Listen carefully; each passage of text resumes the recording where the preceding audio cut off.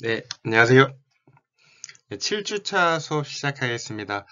이제 중간고사 주라서 여러분들 상당히 과제도 많고, 혹은 또 시험도 봐야 돼서 상당히 바쁠 거라고 생각이 듭니다.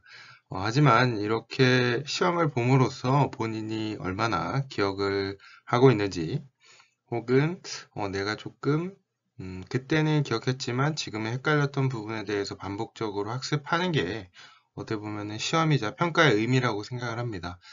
여러분들이 조금은 힘들고 본인이 평소에 누렸던 자유구에서 좀 제한을 받겠지만 그럼으로써 여러분의 그런 지식이 또 늘기도 하고 이런 시험 혹은 테스트의 목적이 여러분들에게 고통을 주려고 하는 게 아니고 여러분들이 좀 더 발전적으로 혹은 어떻게 보면은 좀 더 개발, 자기 개발과 같은 그러한 과정이라고 생각을 하면은 이런 시간이 지난 후에 여러분들 지식이 성장하고 본인과의 싸움에서 이김으로써 그러한 성취감이 클 것이라고 생각합니다.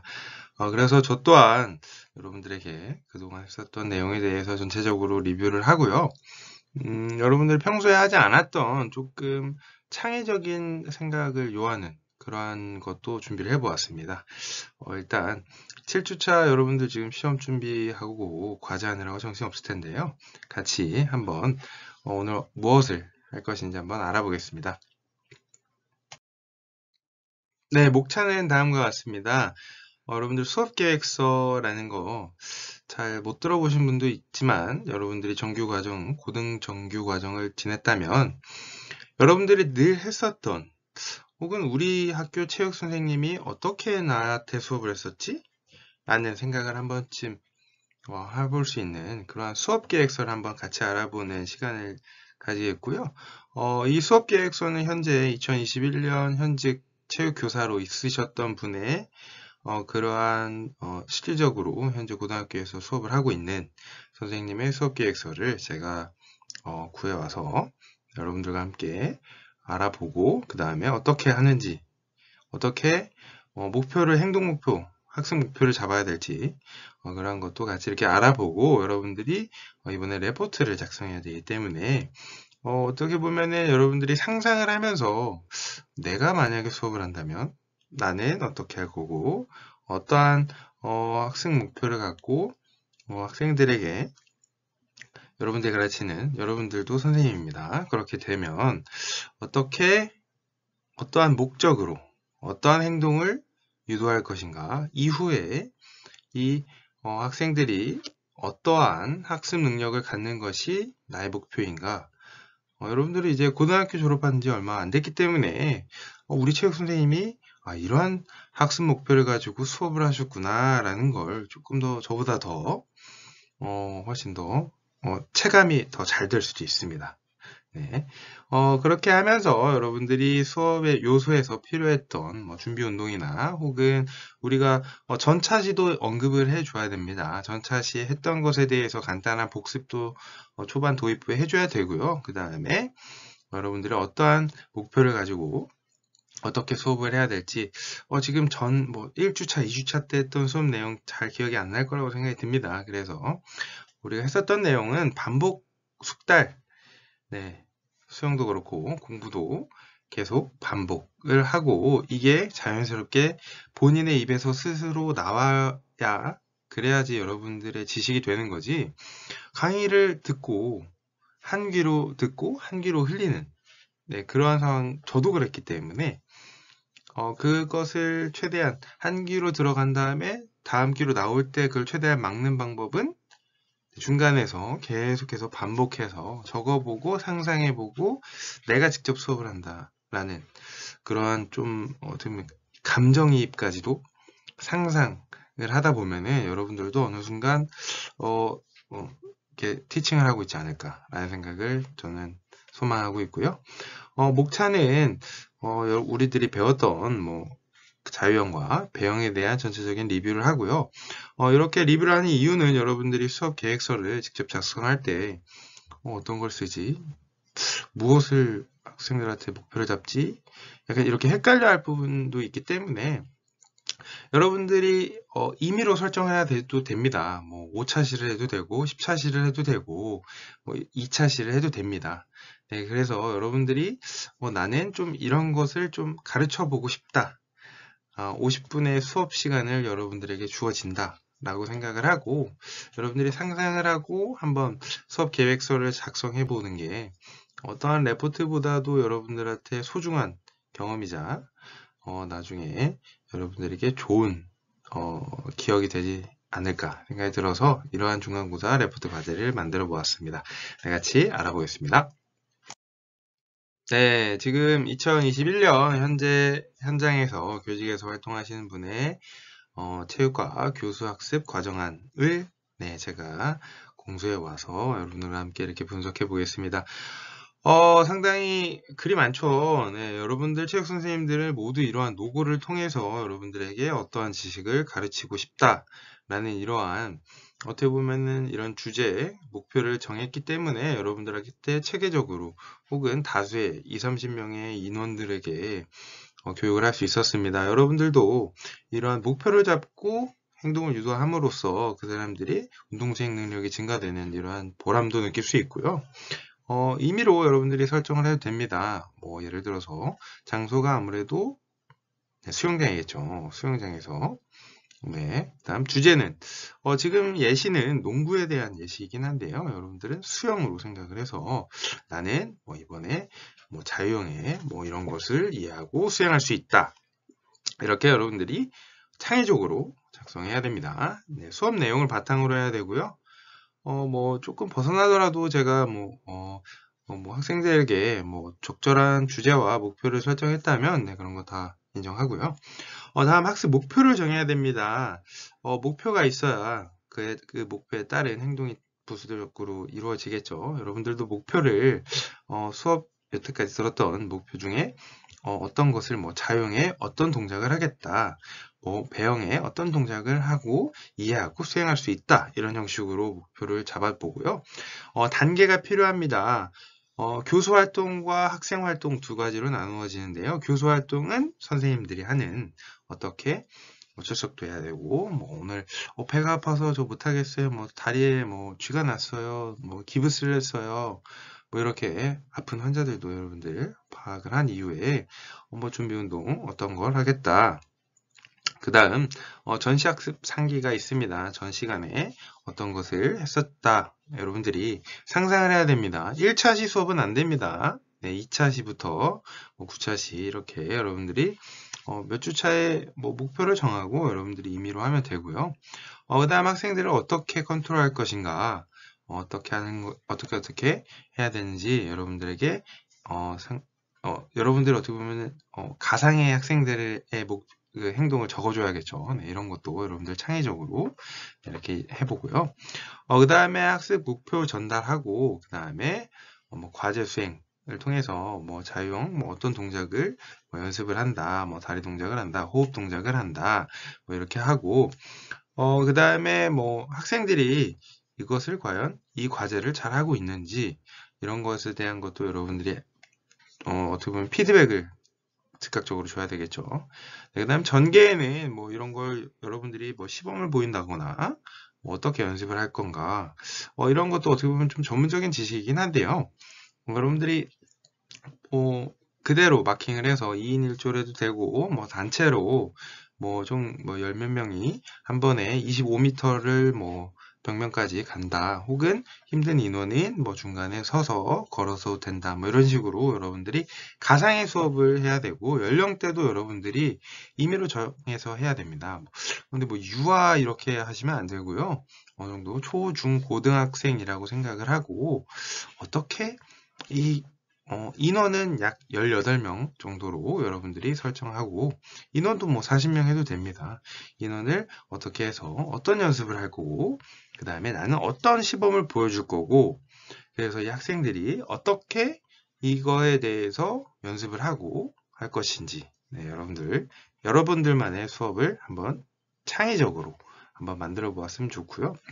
그 다음에 정리는 비슷합니다. 그 다음 정리운동, 준비운동과 정리운동. 이것은 어떻게 보면 기본적으로 들어가 있는 왜냐면 2차 상해가 발생할 수도 있습니다. 무리하게 운동을 한 이후에 정리 운동을 하지 않으면 어떻게 보면 사용된 근해에 충분한 산소가 공급되지 않으면은 체육 시간 이후에 막 다리 경련이 일어나고 쓰러진 학생이 있을 수도 있기 때문에 정리 운동도 여러분들이 꼭 설정해 주고요.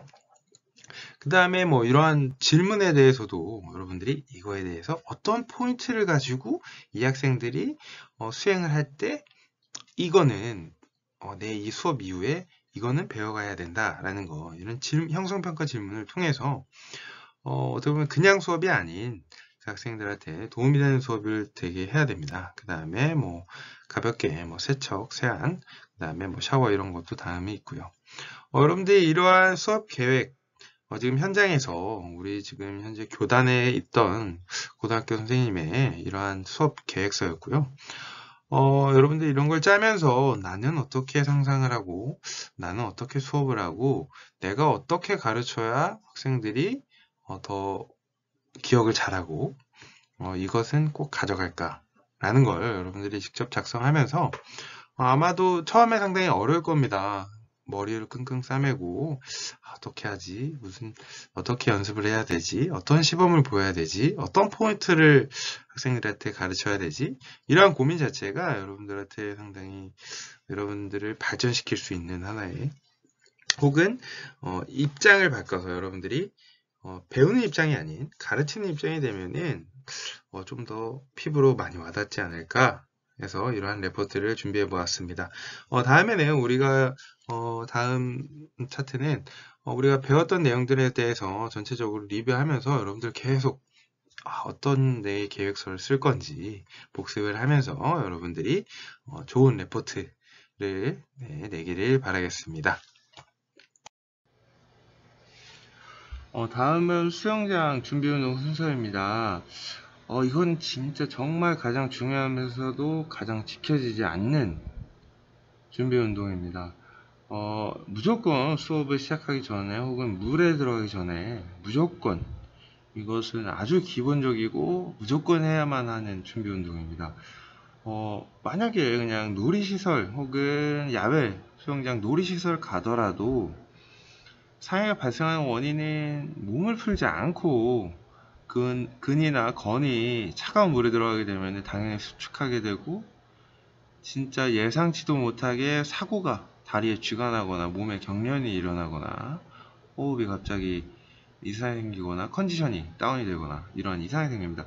그 이유 중에 아주 기본적인 거는 준비 운동이기 때문에 한번 준비 운동할 때 만약에 이거를 생략하고 간단하게 풀더라도 원리를 알고 풀면은 조금 더 좀 더 요점을 알고 풀면은 그래도 기본적인 준비 운동을 하지 않을까 생각이 돼서 한번 천천히 준비 운동에 대해서도 한 번 더 언급하고 넘어가겠습니다. 단체로 할 때 정말 꼭 필요하고 개인으로 할 때도 정말 필요합니다. 준비 운동은 운동하기 전 근육이나 건에 열을 가해 가동 범위와 상해 예방에 굉장히 중요하기 때문에 정리 운동 또한 굉장히 중요합니다.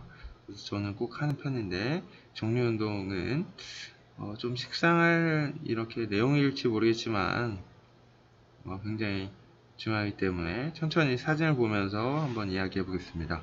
목 운동에서 엄지손가락을 턱에 대고 위로 천천히 이렇게 올리는 동작은 아무래도 목을 쭉 펴주는 역할과 이건 목 뒤쪽 근육의 수축 그리고 목 앞쪽의 이완 이러한 동작을 복합적으로 하는 동작인데요.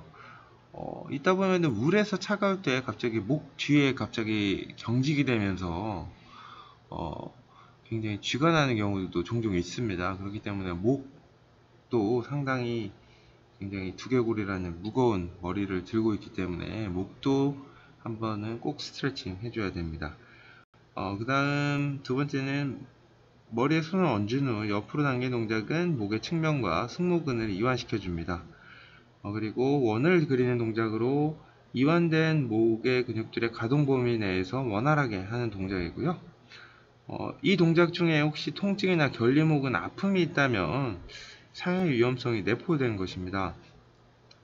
그 다음 목을 당기는 동작은 목 뒤에 상단 측면을 이완시켜주는 동작으로 우리가 컴퓨터 많이 하는 거북목을 위한 스트레칭이기도 합니다. 지금 살짝 턱을 당기고 그리고 머리의 상단 쪽 위에 쪽을 앞으로 살짝 밀어주면 스트레칭이 또 많이 되기도 합니다. 그 다음 턱을 당겨주고 하는 동작들이 있었고요. 그 다음 어깨 운동은 자신이 굉장히 많이 쓰는 어깨이죠. 스트로크나 혹은 자유형, 배형 스트로크에서 중요하기 때문에 어깨도 스트레칭을 해줘야 되고요. 목에서 한 원리랑 비슷합니다. 근육을 스스로가 아니라 간접적으로 이완 그리고 수축을 이렇게 스스로 한 번씩 해주는 거고요. 이런 준비운동 과정 중에 심한 통증 혹은 가동 범위에 정말 문제가 있다면 도저히 이게 스트레칭은 안 된다 이러면은 지도 강사에게 이야기하고 조금 휴식을 취한다든가 혹은 그쪽 부위를 사용하지 않고 다른 동작만 연습한다든가 이렇게 휴식을 취하거나 혹은 이렇게 조율을 해야 합니다.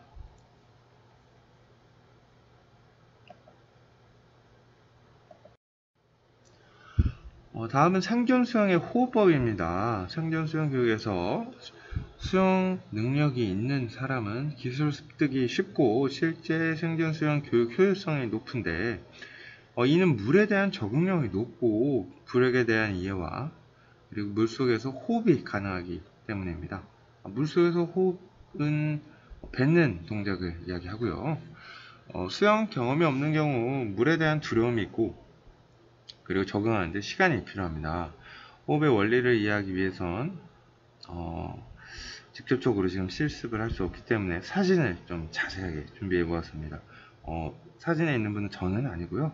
앞에서 이야기했던 과제 책을 집필하신 분의 이렇게 자세하게 표정까지 디테일하게 나와 있습니다. 우리는 평상시에 숨을 쉬고 있는 걸 인지하지 못하는 경우가 있습니다. 이러한 것은 자연스러운 호흡으로 인해서 불편함이 없는 것입니다. 첫 번째 사진을 보게 되면 과호흡 사진으로 숨을 너무 많이 마시는 행동입니다. 굉장히 입도 크고 동공도 커졌죠. 이런 과호흡의 사진으로 숨을 너무 마시는 행동은 폐에서 공기가 나오지 않는 상태에서 또 호흡을 해버려서 과호흡 증후군 들어보셨죠? 이러면은 과호흡 증후군이 발생해서 호흡 곤란과 근육 경련까지 심해집니다. 과호흡 증후군으로 인해서 이렇게 호흡 곤란과 근육 경련이 심해지기 때문에 결국엔 의식까지 이를 수 있기 때문에 자연스럽게 입으로 마시고 그리고 잠수해야 됩니다. 두 번째 사진은 좀 극단적인 경우인데요. 물속에 들어갈 때 숨을 참고 무호흡 상태로, 그러니까 호흡도 하지 않고 그냥 무호흡 상태로 입을 앙 다물고 들어가는 경우입니다. 이렇게 되면 호흡의 흐름이 끊어지게 되어 자연스러운 호흡이 방해가 됩니다. 따라서 입을 통해 자연스럽게 공기를 들어 마신 후 코로 뱉으면서 물속으로 들어가도록 해야 됩니다. 세 번째 사진도 물속에서 충분히 공기를 코로 내쉬지 않고 물 밖으로 나와서 공기를 입으로 마시는 경우입니다. 즉 물속에서 코로 충분히 내뱉어 주지 못하고 올라와서 남은 공기를 뱉고 마시는 사진입니다. 따라서 물속에서 코로 하고 충분히 뱉어주고 물 밖에 나와 입을 자연스럽게 벌리면 자동적으로 공기가 입으로 들어가는 게 느껴집니다. 그래서 네 번째 사진은 자연스러운 사진인데요. 이렇게 물속에 몸을 편안하게 맡기고 자연스럽게 입으로 합 하고 마시고, 그 다음에 코로 하고 내뱉고, 이럴 때 폐에서 공기가 나가는 기분으로 뱉고, 물속에서 뱉고, 폐에 있는 공기를 다 뱉은 후 자연스럽게 물 밖에 나와서 입으로 하고 입을 벌리면 맛이 있는 동작입니다. 이런 동작을 계속 반복적으로 물속에서 자연스럽게 지상에서 호흡하듯이 해야 합니다. 이 마지막 생존수영 호흡법은 자연스럽게 왼쪽 사진을 보면은 코에서 뱉는 기포가 보글보글 다 폐에서 밀어주듯이 코에서 충분히 뱉어준 후에 모든 폐에 있는 공기를 자연스럽게 뱉어준 후에 고개를 천천히 몸에 힘을 빼고 자연스럽게 들었을 때 입으로 하고 숨을 마시는 동작입니다. 즉 자연스럽게 물속에서 뱉고 입으로 호흡하고, 이걸 천천히 해야 됩니다. 천천히 하는 이러한 사진으로 간접적으로 한 번씩 해볼 수 있도록 이렇게 한번 사진을 준비해 보았습니다. 자유형의 영법의 특징으로 수영의 영법 중 가장 빠르게 수영할 수 있을 뿐 아니라 한쪽 팔이 풀을 하는 동안 다른 한쪽 팔은 쉴 수 있으므로 에너지 효율 면에서도 가장 좋아서 장시간 수영하는데 가장 적합합니다. 영법 중 자유형을 가장 먼저 익히는 이유는 배우기 가장 쉽기도 하고 유사시 빠른 대처로 생존과도 밀접한 연관이 있습니다. TV나 장거리 수영을 할 때에도 자유형으로 하는 영상을 많이 볼 수 있는데요. 그만큼 효율적인 영법이기도 합니다. 자유형의 속도 곡선입니다. X축은 시간의 흐름을 이야기하고 좌측의 Y축은 이동 속도를 이야기하는 그래프입니다. 그래프를 보면 가속과 감속이 계속 이루어집니다. 캐치, 풀, 피니시, 리커버리라는 용어가 나오는데요. 오늘 수업 중 아직은 낯설고 생소한 용어가 있을 텐데요. 저랑 같이 이렇게 반복하면서 익숙하게끔 제가 많이 알려드리겠습니다. 캐치란 손을 입수한 후 손바닥으로 물을 잡는 동작을 이야기합니다. 이때 손가락의 간격은 일정하게 벌려 최대한 물의 저항을 높여야 합니다. 손가락 간격은 손바닥에서 힘을 자연스럽게 풀었을 때 벌어지는 너비를 이야기하고요. 다음으로 풀은 손과 팔을 이용하여 뒤로 밀어내는 동작으로 작용 반작용의 원리로 신체가 앞으로 나아가게 됩니다. 자유형에서 가장 중요한 팔 동작으로 추진력을 가장 많이 얻는 동작입니다. 그래서 그래프를 보는 것처럼 가속의 급격한 증가를 얻어낼 수 있습니다. 그 다음으로 마지막으로 피니시 동작이 있는데요. 풀 동작 이후 손을 물 위로 꺼내기 전까지 동작을 피니시라고 합니다.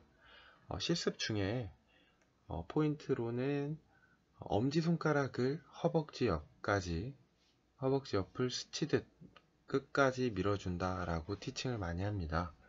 그래야지 물의 저항을 끝까지 얻어서 신체가 앞으로 나아가는 효율적인 동작이 되기도 하기 때문에 그렇게 티칭을 많이 하고 있습니다. 마지막으로 리커버리라는 용어가 있는데요. 리커버리는 한 팔이 캐치, 풀, 피니시 동작을 하고 있을 때 다른 팔은 물에 신체 저항을 낮추기도 하고 잠시 회복하는 것을 이야기합니다. 한쪽 팔이 리커버리를 하는 동안 다른 한쪽 팔은 캐치, 풀, 피니시를 하므로 신체는 일정하게 앞으로 나아가게 되는데요. 이때 킥은 좌우 번갈아 계속 차게 됩니다. 기본적인 킥은 6비트 킥으로 차고요. 비트 킥에 대한 설명은 다리 파트에서 자세히 설명해 드리겠습니다. 앞에서 설명한 용어들에 대한 그림입니다. 수영을 할 때 물속에서는 손으로 물을 뒤쪽으로 보냄으로써 추진력을 만들어내는데, 캐치는 가능한 빠르게 하고 물을 젓는 시간은 길게 하는 것이 가장 효과적으로 가속하는 요령입니다. 그림에 보시는 것처럼 1번은 손을 입수한 후 손바닥으로 물을 잡는다. 이때 다른 한쪽 팔로 리커버리를 시한다 라고 나와 있습니다. 그림처럼 캐치 동작 이후 그 다음 풀 피니시 리커버리 이렇게 자연스럽게 흘러가고요. 반대팔은 리커버리를 시작하고 있습니다. 두 번째 그림은 풀 동작을 그림으로 나타낸 건데요. 몸의 옆면까지 팔을 움직여서 물을 젓는다 라고 표현하고, 이때 다른 한쪽 팔은 리커버리를 또 통해서 효율성을 높이는 동작입니다. 세 번째는 피니시 동작으로 풀을 끝내고 손을 물 위로 꺼낼 때까지 말합니다. 이때 다른 한쪽의 팔이 입술을 통해 쉬지 않고 롤링이 계속 이루어지는 것을 알 수 있습니다. 네 번째 리커버리라는 용어에 대한 설명인데요.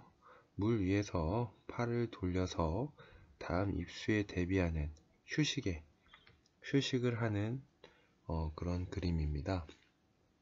이때 다른 팔은 캐치부터 풀이라는 동작을 하고 있을 때 다른 팔은 리커버리를 하고 있습니다.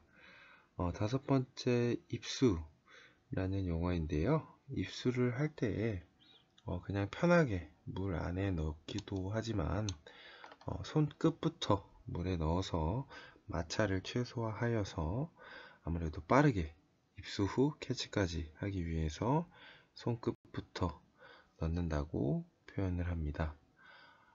마지막으로 킥은 뒤에서 좀 자세히 설명할 텐데요. 양쪽 다리를 번갈아 가며 위아래로 계속 다운킥을 하고 있는 그림입니다. 다음은 앞에서 얘기했던 캐치라는 동작에 대하여 좀 자세히 더 알아보려고 하는 건데요. 캐치의 타이밍에 따라 속도 비교하는 그림입니다. 빠른 타이밍으로 캐치한 A와 캐치가 느린 B를 속도 곡선으로 비교하여 보았을 때 캐치 후 급격히 세로축의 이동 속도가 빨라지고 있습니다. 이 속도의 차이가 쌓여서 결과적으로 A가 빨리 목표 지점에 도달한다라는 연구 결과를 나타낸 그래프입니다. 또한 타이밍이 빠를수록 많은 양의 물을 뒤쪽으로 보낼 수 있기 때문에 수영에서는 입수 후 물을 잡아 뒤쪽으로 보내므로 앞으로 나아가는 힘, 추진력을 만들어서 단숨에 가속을 합니다. 특히 자유형은 팔이 추진력을 만드는 비율이 높으며 입수 직후에 캐치를 하면 가장 크게 속도를 올릴 수가 있습니다. 왜냐하면 물을 잡는 타이밍이 빠르면 빠를수록 많은 물을 뒤쪽으로 보낼 수 있고 그 반작용으로 추진력도 늘어나기 때문입니다. 설령 빠르게 캐치를 하더라도 팔꿈치를 구부린 상태로 스트로크를 하게 되면 물을 확실하게 잡을 수가 없습니다. 그렇기 때문에 물이 뒤쪽으로 보내지지 않고 앞으로 나아가는 힘이 만들어지지 않아 가속하기가 어렵습니다. 즉, 팔꿈치를 구부리면 팔 전체에 힘이 들어가서 물을 확실하게 끌어모을 수가 없습니다. 우측 상단의 그림은 처음 입수, 캐치, 풀, 피니시 동작까지 이렇게 자세히 나와 있고요. 그 다음 우측 하단은 처음에 설명했었던 리커버리, 엔트리, push, catch, pull, finish까지 이러한 일련의 동작은 쉬지 않고 계속 이루어진다는 것을 표현하는 그림입니다. 세 번째 다리입니다. 전신이 좌우로 회전하는 롤링이 커지면 스트림라인이 무너져 스피드를 잃어버리는 큰 원인이 됩니다. 그래서 중요한 것이 킥인데요. 킥으로 상반신과의 균형을 잡는 것이 중요합니다.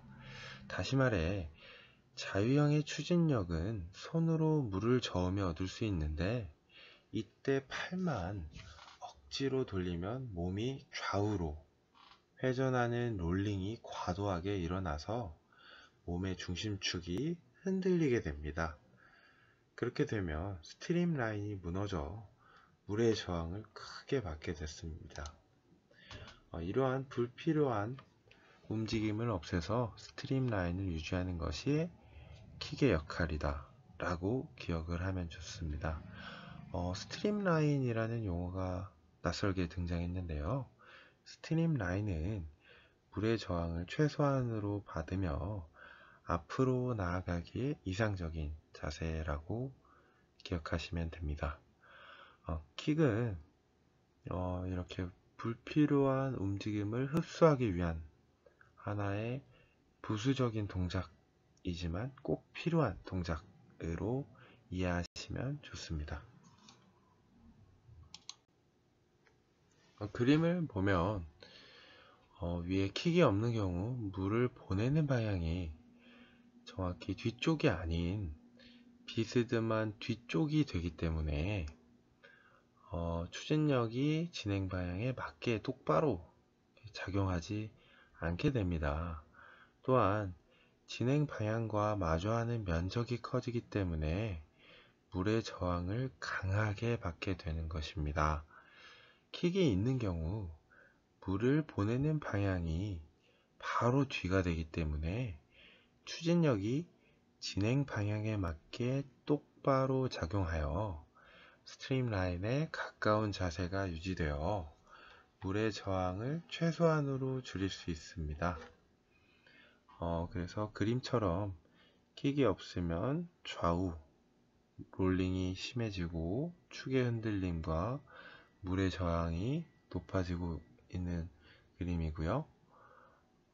그렇기 때문에 킥이 상당히 중요한 역할을 한다고 설명하고 있습니다. 앞에서 말한 것처럼 자유형의 킥은 추진력을 얻는다는 것보다 상반신과의 균형을 잡기 위한 동작입니다. 아무리 힘껏 차더라도 꼭 효율적인 가속으로 연결되지 않습니다. 자유형에서는 고관절부터 발끝까지 다리 전체를 사용해서 깃발이 바람에 나부끼는 느낌으로 부드럽게 차야 합니다. 킥 동작을 할 때 무릎은 자연스럽고 부드럽게 구부러지는 느낌으로 움직여야 합니다. 다리에 힘이 들어가면 무의식적으로 무릎이 구부러지게 되고 하반신뿐만 아니라 상반신에도 불필요한 힘이 전달되어 균형이 무너져 감속으로 이어지게 됩니다. 또한 물보라는 저항을 많이 받고 있다는 증거입니다. 물보라는 물체가 물에 부딪히면서 생기는데 물보라가 크다면 그만큼 큰 저항을 받고 있다는 증거입니다. 킥 때문에 물보라가 크게 일어나는 경우에는 킥에 힘이 들어가서 무릎이 구부러져 있다고 볼 수 있습니다. 무릎을 구부리지 않고 차야 가장 효율적인 동작을 하게 됩니다. 네 번째 호흡법입니다. 호흡법은 호흡의 간단한 원리는 공기를 마시고 입술을 할 때 물속에서 잠깐 호흡을 멈추었다가 다시 수면 밖으로 나오기 전에 공기를 코로 내뿜고 수면 밖으로 입이 나온과 동시에 입으로 숨을 내뿜고 동시에 공기를 들여 마십니다. 물속에서 날숨을 할 때에는 코로만 공기를 내뿜어도 되고 코와 입으로 공기를 같이 내뿜어도 됩니다. 물속에서 처음부터 입이 나올 때까지 계속 공기를 내뿜기보다는 입술을 하고 나올 때 공기를 내뿜고 중간에는 잠깐 멈추는 게 몸을 덜 가라앉게 만들어주는 역할을 합니다. 이 원리는 폐 내에 부력을 유지하는 방법인데요. 아무래도 인체 내에 폐 공기가 많이 보유하게 되면 부력의 영향으로 물에서 조금 뜰 수 있는 역할을 하기도 합니다. 그림의 왼쪽 그림은 초급자들이 호흡법을 할 때 물속에서 벽을 잡고 그 다음 옆면으로 호흡을 하는 그림이고요. 우측의 그림은 조금 전에 설명했었던 얼굴을 수중으로 돌리고 그 다음 코에서 조금씩 내뱉고 입에서도 내뱉고 마지막 표면 물 수중 바깥으로 나오기 전에 입에서 크게 내뱉고 마지막에 바깥에서 호흡을 빠르게 마시는 그림입니다. 이 설명은 조금 어렵게 느낄 수도 있는데요. 제가 음성이지만 시범을 보이면 고개를 물속에 넣고 코로 파, 파 이렇게 이러한 사이클로 물속에서 코로 물을 많이 내뱉는 이유는 코로 물을 많이 들어가면 거부감이 느끼기 때문에 물속에서는 하고 물을 계속 밑 바깥으로 뱉는 역할을 하게 됩니다. 이러한 제가 알려드린 사이클을 미리 조금 생각해보고 저렇게 벽면을 잡고 연습을 하게 되면 수영하는 도중에 코로 물이 들어가는 상황을 최소한으로 줄일 수 있게 됩니다. 평형이나 저병에 비해 자유형은 저항을 크게 받지 않고 호흡을 할 수 있습니다. 그만큼 얼굴을 드는 동작이 크면 몸의 축이 좌우로 흔들려서 크게 감속하는 원인이 됩니다. 그러므로 축이 흔들리지 않는 범위 내에서 얼굴을 조금만 들어 호흡을 해야 합니다. 호흡을 할 때 얼굴을 많이 들지 않는 것이 물의 저항을 최소화하는 요령입니다. 입이 수면에 겨우 나오는 정도를 기준으로 하고 얼굴 전체가 수면에 나올 정도로 얼굴을 많이 들게 되면 평형과 동일하게 가슴으로 물의 저항을 받아서 크게 감속하게 됩니다. 또한 많이 든 얼굴을 내리는 동작이 필요하기 때문에 몸이 위아래로 움직여서 스트림라인을 무너뜨릴 뿐만 아니라 불필요한 에너지를 소비하게 됩니다. 그래서 그림과 같이 얼굴을 많이 들게 되면은 많이 올라간 만큼 다시 중력에 의해 많이 또 몸이 내려가게 됩니다. 또한 물의 저항도 많이 받게 되고요. 그만큼 가속에 많은 차이를 가지게 됩니다. 근데 앞에서 이야기했던 입이 수면에 겨우 나오는 정도를 기준으로 하게 되면 움직임이 또 작아지고 가장 효과적으로 다음 동작과 부드럽게 연결이 되고 감속도 최소값으로 하기 때문에 가속에 좀 더 빠른 영향을 주게 됩니다. 입이 수면에 겨우 나오는 정도로 하게 된다면 물의 저항을 최소화하여서 가장 이상적인 동작을 할 수 있습니다. 호흡이 서툰 경우 얼굴을 과도하게 많이 들게 되는데요. 왜냐면 아무래도 호흡을 너무나 원하기 때문에 말 그대로 상당히 많은 얼굴을 치켜 세워서 생존을 하기 위해서 고개를 많이 드는 경우가 있는데요. 이런 경우는 호흡이 서툰 경우 옆이 아니라 앞을 향해 얼굴을 드는 경우가 있습니다. 이렇게 되면 옆으로 얼굴을 드는 것 이상으로 엄청나게 큰 저항을 받아 급격한 감속으로 이어지게 됩니다. 일단은 옆으로 얼굴을 드는 연습부터 시작해서 조금 익숙해진다면 얼굴을 들고 수영을 하는 법도 점차 배울 수 있게 됩니다. 그림은 얼굴을 과도하게 들고 호흡하는 그림이고요. 얼굴을 과다하게 들게 되면 가슴 쪽이 아무래도 앞으로 나아가는 진행과 반대 방향으로 저항이 높아지는 그림입니다. 다음은 그 호흡법과 롤링을 같이 이렇게 한 번에 볼 수 있는 그림인데요. 목을 옆으로 뒤틀어서 얼굴을 든다는 생각은 하지 말아야 합니다. 호흡은 상반신이나 롤링과 맞춰가며 실행하는 것이기 때문에 굉장히 원활하게 해야 합니다. 가끔 롤링과 상관없이 목을 뒤틀어서 얼굴만 수면에 내놓는 것은 좋지 않은 호흡 동작입니다. 다시 말해 자유형이나 배영의 특징 중 하나가 롤링입니다. 롤링은 앞에서 설명한 캐치, 풀, 피니쉬 동작을 이야기합니다. 자유형을 할 때 이러한 롤링에 호흡할 타이밍을 맞추면 좋습니다.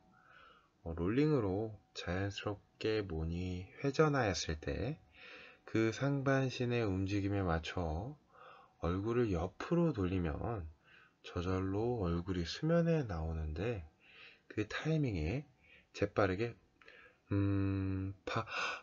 이렇게 호흡을 하는 것입니다.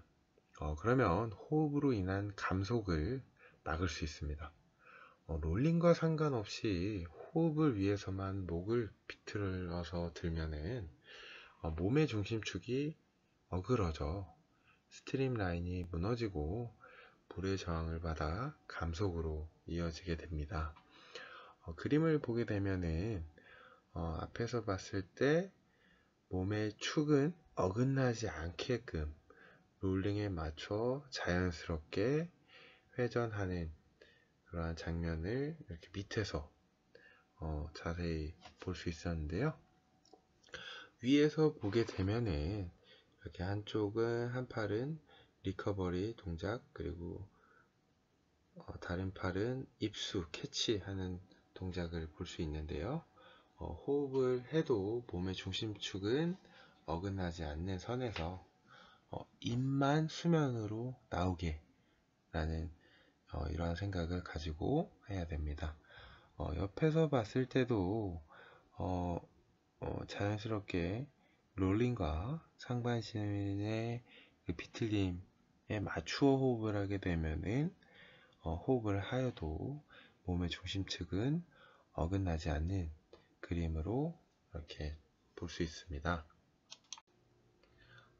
이렇게 마지막으로 이번 수업에 총 정리를 해 보았습니다. 실력 향상 포인트는 크게 4가지로 팔, 호흡, 다리, 그리고 콤비네이션으로 이루어져 있고요. 팔은 입수 후에 바로 캐치한다 라고 기억하시면 수영 수업에 굉장히 도움이 많이 되고 앞으로 자유형을 하는데 이 포인트는 꼭 잊지 않고 기억하길 바랍니다. 호흡은 얼굴을 너무 많이 들지 않고 호흡을 해야 하는 호흡법이 필요하고요. 그 다음 롤링의 상황에 맞춰 호흡을 하게 됩니다. 여기에서 다리는 킥으로 상반신과 하반신의 균형을 잡는 역할을 한다고 기억하시면 되고요. 그리고 전체적으로 나머지 4번의 킥은 리드미컬하게 한다고 앞에서 설명을 드렸었죠. 마지막으로 콤비네이션의 동작에서는 오른팔과 왼다리 그리고 왼팔과 오른다리의 조합으로 강하게 차서 가속도를 높인다고 생각하면 됩니다. 여기에서 투비트 킥은 지금 앞에서 설명한 오른팔과 왼다리, 왼팔과 오른다리에서만 킥을 하는 것을 투비트 발차기라고 합니다. 일단 6비트 발차기가 익숙해지고 난 이후에 숙련도가 좀 어느 정도 올랐을 때는 투비트 발차기를 통해서 이렇게 적절하게 발차기를 할 수 있기도 합니다. 이제 본격적으로 부분 동작을 알아보겠습니다. 먼저 팔 동작입니다. 배영의 팔 동작은 물 잡기인 1번 캐치, 2번 당기고 밀기인 풀앤푸시, 3번 손을 물에서 빼는 피니쉬, 4번 팔을 수중 밖에서 돌리는 되돌리기인 리커버리로 구분됩니다.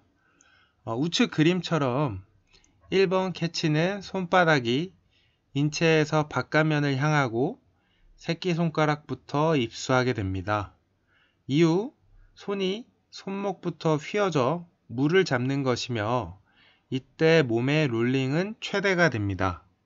롤링이 최대가 될 수밖에 없는 이유는 작용 반작용의 원리로 물을 강하게 밀기 때문에 반대 방향으로 저항함으로써 인체는 회전하게 됩니다. 2번 당기기인 풀은 팔 전체로 물을 캐치한 후 팔꿈치를 구부리기 시작하고 팔은 발 쪽을 향해 신체가 앞으로 나아가기 위해 발 쪽으로 미는 것을 말합니다. 3번 밀기인 푸쉬는 손목에 스냅을 넣어 단숨에 물을 후방으로 밀어내고 이때 스피드는 최대로 가속이 됩니다. 마지막 4번 되돌리기인 리커버리는 수중에서 적기가 끝난 손은 어깨에 힘을 빼고 대퇴부 옆에서 자연스러운 형태로 되돌리기가 하게 됩니다. 손은 어깨 위를 지나고 이때 몸의 롤링을 이용해서 어깨를 되도록 수면 위에 있도록 해야 물의 저항을 감소시킬 수 있습니다. 즉, 배영에서 스피드를 내기 위해서는 빠른 타이밍으로 간결하게 동작을 해야 합니다. 입수 후 곧바로 팔꿈치에서부터 손바닥까지의 앞팔을 사용해서 다리 쪽을 향해 물을 내보내야 합니다. 그렇게 하면 그 반작용 때문에 진행 방향으로 추진력이 생겨 속도를 낼 수 있습니다. 좌측 사진을 보면 파란색 방향으로 팔을 펴서 물의 깊은 곳을 젓는 쪽이 물을 많이 잡을 것 같은 느낌이 들지만 그렇게 하면 힘이 아래쪽으로 전달이 되어 진행 방향으로 추진력이 작아집니다. 게다가 힘이 아래로 전달되는 반동 때문에 몸이 위아래로 움직이므로 물의 저항이 커질 뿐만 아니라 불필요한 에너지도 소비하게 됩니다. 우측에 캐치 타이밍에 따른 속도 비교 그래프를 보시면 파란색처럼 팔을 크게 저었을 때 속도가 느린 것을 볼 수 있습니다. 팔 동작에서의 주의사항으로는 배영에서는 스트로크를 할 때 앞팔부터 당겨서 물을 젓는데 이때 팔꿈치부터 당기면 안 됩니다. 그렇게 하면 설령 얕은 곳을 젓고 있다 해도 힘이 들어가지 않아서 물을 확실하게 캐치할 수 없습니다. 그렇게 하면 추진력이 생기지 않아서 효과적으로 가속할 수 없게 됩니다. 왼쪽의 사진처럼 손바닥으로 물을 밀어주어야 효과적입니다.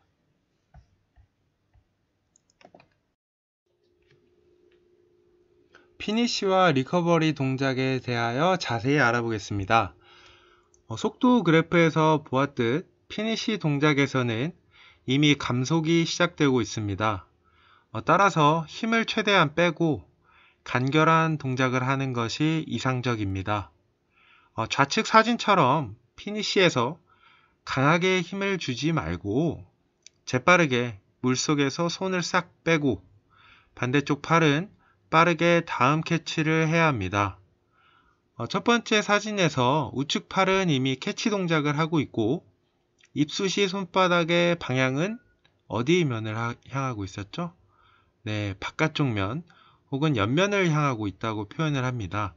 만약 피니쉬에서 힘을 주면 물의 저항을 받아 물보라가 크게 일어나고 또 피니쉬를 할 때에는 이미 속도의 절정을 지나고 있기 때문에 그 이상의 힘을 더해도 효과적인 가속으로 이어지지 않습니다. 피니쉬에서 힘을 빼면 물의 저항이 작아져서 물보라가 별로 일어나지 않고 가속으로 이어지지 않는 리커버리에도 힘이 들어가지 않아서 원활한 입수를 할 수 있습니다. 또한 피니쉬에서는 팔을 살짝 돌려 엄지손가락이 하늘을 보게 하여 저항을 줄여 물 밖으로 손을 빼고 리커버리 후 캐치를 하러 수중으로 들어갈 때는 어디 손가락이 먼저 들어간다고 했죠? 네, 새끼손가락이 먼저 입수하여 팔을 돌려주면 저항을 최대한 덜 받을 수 있습니다. 즉, 꺼낼 때 엄지, 물에 넣을 때 새끼손가락이 들어간다고 생각하시면 편합니다. 다섯 번째, 배영 발차기의 방법으로 처음 배영뜨기를 한 후 이때 얼굴, 가슴, 배 부분이 조금씩 물 위로 올라와 있어야 하며 호흡을 몇 퍼센트 유지하죠? 네, 80% 정도 유지해야 합니다. 그 다음 왼다리에 무릎을 구부려 발을 아래로 내립니다. 내린 다리를 위로 올려주며 오른다리에 무릎을 구부려 발을 내리고 교차하는 다리 동작을 반복합니다. 오른쪽 그림을 보면서 천천히 부가 설명을 하면 크게 골반, 무릎, 발 이렇게 크게 세 가지로 나누어 드려서 설명드리겠습니다. 이때 발목에는 힘을 60%만 주어 쭉 펴줍니다. 왜냐하면 물과 닿는 표면을 넓히기도 하고 추진력을 얻기 위해서입니다. 1번 그림처럼 오른쪽 골반과 무릎을 위로 올릴 때 왼쪽 발은 밑으로 밀어줍니다. 이러한 이유는 밸런스를 맞추는 동작입니다. 순차적으로 보면 오른 골반 그리고 무릎이 업과 동시에 왼발은 아랫방향으로 밀고 오른발을 위를 향해 가볍게 밀어줍니다. 이러한 동작은 구분 동작이 아니고 순차적으로 부드러운 체인과 같은 연결 동작입니다. 2번 동작은 오른 무릎과 발을 밑으로 내리는 즉시 왼 무릎과 왼 발을 들어주는 동작입니다. 이러한 방향의 추진력이 모여 신체를 머리 방향으로 밀어주게 됩니다. 3번 동작은 오른 무릎과 왼 발을 밑으로 밀고 왼 무릎과 왼 발을 위로 밀어주는 동작입니다. 이러한 동작은 눈을 감고 천천히 생각하면서 꼭 이렇게 상상해 보면서 직접 해보시길 바랍니다. 주의사항으로는 발을 깊은 위치에서 대퇴에 힘을 주어 발등으로 위쪽으로 차 올리는데 이때 무릎이나 발목에 힘을 주면 다리가 일직선이 되어서 추진력이 생기지 않습니다. 또한 이렇게 힘이 들어가면 허리가 처지면 몸이 가라앉아 저항이 증가하게 됩니다.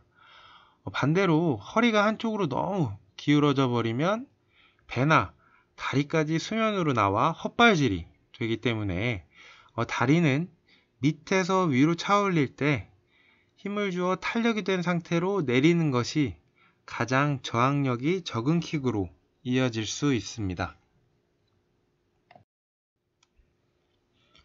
배영에서 킥은 추진력을 만들기 위해서라기보다는 오히려 상반신과의 균형을 잡기 위해 실행하게 됩니다. 다리로 균형을 잡아서 스트림라인을 유지하게 되는데, 배영킥의 목적은 자유형과 마찬가지로 불필요한 움직임을 없애는 것입니다. 왼쪽은 킥판을 허벅지에 끼고 배영 스트로크만 하는 사진이고, 우측 상단의 사진은 배영 발차기와 스트로크를 같이 해주는 사진입니다. 좌우 팔을 한쪽씩 이용해 물을 젓는 배영에서는 팔을 물속에 넣을 때마다 롤링 때문에 전신이 좌우로 회전하게 됩니다. 그 회전을 없애서 물의 저항이 적은 스트림라인을 유지하는 것이 킥의 역할입니다.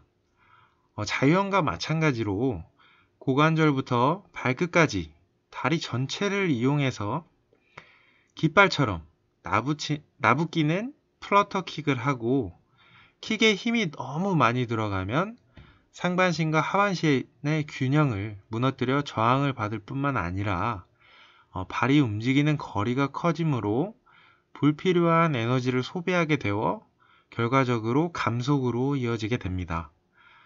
좌측 하단의 사진은 정면에서 봐도 축이 구부러져서 몸이 좌우로 크게 흔들리는 것을 볼 수 있습니다. 반면 오른쪽 사진은 스트로크를 해도 몸의 축이 흔들리지 않는 것을 볼 수 있습니다. 이게 다 발의 킥 덕분이겠죠? 배영에서 몸의 롤링에 맞춰 킥을 하면 다리는 자연스럽게 대각선 측면을 차게 됩니다. 이때 롤링과 킥의 합력의 방향이 평행으로 움직이게 되는데, 이 자연스러운 킥이 물의 저항을 받지 않는 자세를 유지하는 포인트가 됩니다. 반면 다리를 위아래로 차려고만 의식하면 다리에 힘이 들어가고 고관절이나 무릎이 구부러지게 되고, 그렇게 되면 좌우로 자연스럽게 회전하는 롤링으로 상반신과 하반신의 움직임이 뒤죽박죽 됩니다. 결국 균형이 무너져 물의 저항을 받아 감송으로 이어지게 됩니다. 배영에서 킥을 하는 방향은 바로 위나 아래가 아니라 롤링에 맞춰 자연스럽게 평행 방향 혹은 대각선 방향으로 킥을 한다는 걸 기억해 두어야 합니다. 또 올바른 킥이라면 수면에 무릎이 나오지 않습니다. 옆 방향으로 차는 올바른 킥은 무릎이 수면 위로 나오지 않도록 의식해야 합니다. 킥을 위로 차면 무릎이 수면 위로 계속 나오게 되고 물의 저항을 정통으로 받아 가속으로 이어지지 않습니다. 또한 무릎이 수면에 나와 있으면 물보라가 일어나는데, 이것은 다리가 물의 저항을 받고 있어서 올바른 킥이 되고 있지 않다는 걸 뜻합니다. 다음은 호흡입니다. 배영은 처음에도 말했듯이 물속에 얼굴을 넣는 것이 힘든 사람들도 할 수 있는 수영 영법이며, 얼굴이 수면 위를 향하기 때문에 호흡법이 필요 없다고 생각할 수 있으나, 배영에서도 호흡법은 꼭 필요합니다. 그림을 보기 전 아주 기초적인 호흡법이 있습니다. 다들 제 설명을 듣고 기초 호흡을 한번 해보시길 바랍니다. 일단 연습법으로 벽을 잡고 얼굴은 하늘을 향한 상태에서 물을 들어갈 때 코로 뱉고, 물 밖으로 나온 후 남은 호흡을 뱉는 파, 그리고 빠르게 숨을 마시는, 다시 물에 들어가기 전부터 코로 뱉고, 그 다음 나와서 입으로 파, 그 다음 마시고 파, 이렇게 마십니다. 여기서 포인트는 물에 들어가기 전부터 코로 뱉고 물에 나올 때까지도 코로 계속 공기를 뱉어야만 코로 물이 들어가지 않습니다. 저도 처음 배영을 배울 때 코로 물이 많이 들어가서 힘들었었던 기억이 있습니다. 그러니 여러분은 기본적인 호흡이지만 꼭 필요한 호흡법이니 반드시 익히길 바랍니다. 배영 연습하시는 분들은 간혹 가다가 이런 이야기도 합니다. 수영장 물을 2리터 정도 마셔서 피부가 좋아졌어요 라고 하는데요. 여러분은 기본적인 호흡법을 꼭 알고 숙지하길 부탁드립니다. 배영 팔 동작과 호흡을 연결할 때 팔을 물 밖으로 들어올려 호흡을 들이마시면 팔에 묻어있는 물방울이 얼굴과 입에 떨어져 호흡을 방해할 수 있습니다. 그래서 크게 두 가지 호흡법으로 나누어집니다. 팔을 들어올리는 동작에서 코로 내뱉어주고 물속에서 당기는 동작 풀앤푸시에서 입으로 호흡을 들여 마시는 방법과 아예 입으로 호흡을 마시고 입으로만 뱉는 호흡이 있습니다. 호흡법으로는 그림처럼 한 팔에 뱉고 마시는 동작을 같이 하는 방법과 양팔 호흡 방법이 있습니다. 작게는 두 가지로 나누어지며 코로 뱉고 입으로 마시거나 혹은 입으로만 뱉고 들어 마시는 방법이 있습니다. 먼저 한 팔에 내뱉는 동작과 들이마시는 동작을 함께 연습하는 방법은 첫째, 리커버리 동작 이후 팔을 어깨 위로 지나 귀 옆에 가깝게 놓으며 코로 호흡을 내뱉습니다. 풀앤푸시 동작에서 손에 회전을 주지 않고 어깨 위에서 넓적다리 옆으로 가볍게 내리며 파 소리와 함께 합 호흡을 들이마십니다. 넓적다리는 측면 허벅지라고 생각하시면 이해하기 편합니다. 양팔 호흡 연습법에 대하여 자세히 알아보겠습니다. 왼쪽 팔에 내뱉고 오른쪽 팔에 들이마시는 호흡 방법입니다. 왼팔을 어깨 앞으로 들어 어깨 위를 지나 귀 옆쪽에 가깝게 놓고 손을 돌리지 않고 어깨 위에서 넓적다리 옆으로 내리며 코로 호흡을 뱉습니다. 다음 오른팔을 어깨 앞으로 들어 어깨 위를 지나 귀 옆쪽에 가깝게 놓습니다. 손을 돌리지 않고 어깨 위에서 넓적다리 옆으로 내린 뒤 입으로 호흡을 들이마십니다. 마지막 방법으로는 왼팔에 입으로 내뱉고 오른팔에 입으로 들이마시는 동작입니다. 이러한 동작들이 개인마다 이렇게 선호하는 호흡법이 있으니 편한 호흡 방법으로 하시면 됩니다.